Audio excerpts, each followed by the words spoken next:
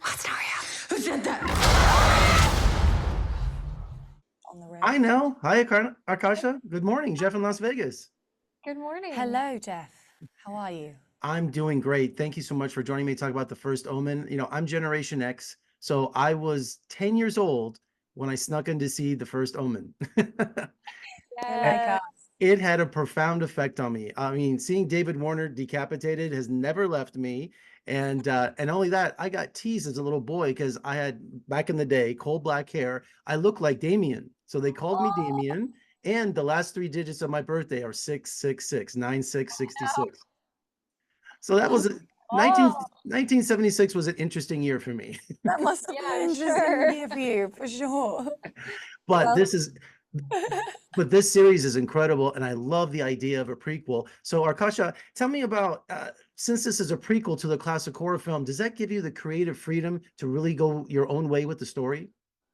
Yeah, we were really lucky, I feel like, because I think that as Omen fans ourselves, we really wanted to make sure that we were able to dovetail in with the 76 version and have our homages and our Easter eggs, but also create our whole own world and story.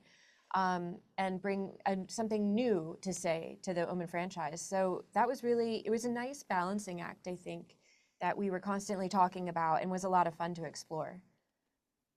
And now Margaret arrives in Rome to work in an orphanage, but she's an orphan herself. So how has being an orphan shaped her? I think her childhood shaped her massively. I mean, her entire experience growing up, you know, was a lonely one until she met Cardinal Lawrence, who's played by the fabulous Bill Nye. And, you know, Margaret spent her entire life being told not to trust her reality and not to trust what's around her and what she sees. And she's sort of been gaslit from a very early age. And, you know, so I imagine it was quite a lonely experience for her until she found that kinship and sort of paternal relationship with Bill's character. So, you know, when she comes to Rome, he's there to guide her in, and it's like a sense of safety and warmth and kind of, you know, the only parental figure she's ever really had in her life.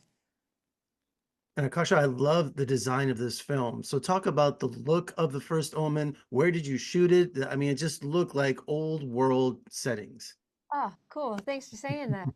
Yeah, I think, you know, we were talking actually about kind of being huge fans of 1970s horror and that having such a huge effect on us as kids. And so there is such a nostalgia, I think, wrapped up with that aesthetic. So what was really important for us was to be able to make it feel like it was couched within the 70s.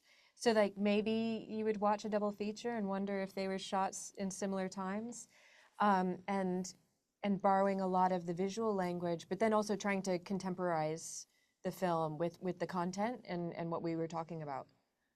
And now tell me, as an actress, when you put on that habit and get on location, does that character really come through for you?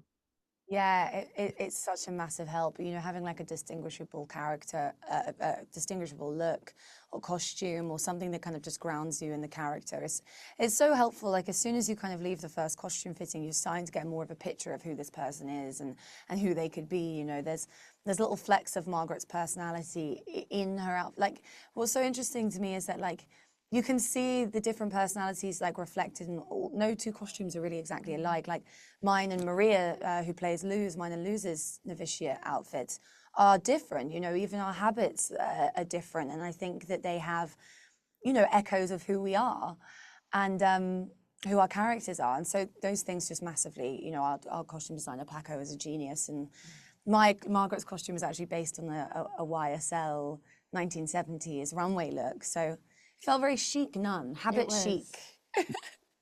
And did you have tricks of the trade using like maybe real special effects and also CGI? Did you have a blend of both in this film? Yeah, well, you know what? I think just paying homage to the 70s and also being in a horror film, we all felt like it was very important to stay very tactile and textural, especially when it came to the horror gags. And just, I think it also has an effect on you, just like having something to actually interact with. So almost everything has a practical base, if not is fully practical. And especially since this is a prequel, we could have more of these, couldn't we? There's a lot more to tell about Damien as a child. We're speaking it in. We're speaking into Yes. the universe.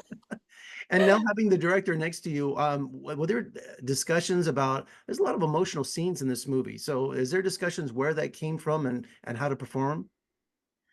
I think it's just like a case of kind of getting there on the day. And, you know, I lived with the character for a while at the time. I mean, actually, our first day of shooting, the first 3 days of shooting, we shot a really intense scene. And, you know, sometimes you worry if you're going to be able to get there and get into it. But, you know, we did talk. We spent a lot of time talking. And we never really rehearsed too much or overworked it or anything. It just felt like when we got there, it was really fresh and you know, easy to kind of step into, because I had felt so held by Kasha and I had such guidance from her. And yeah, it just felt like something that it felt quite natural towards the end of it. Like, you know, understanding the depth of what Margaret was going through and kind of just channeling my own feminist rage. It was a helpful tool to lean on.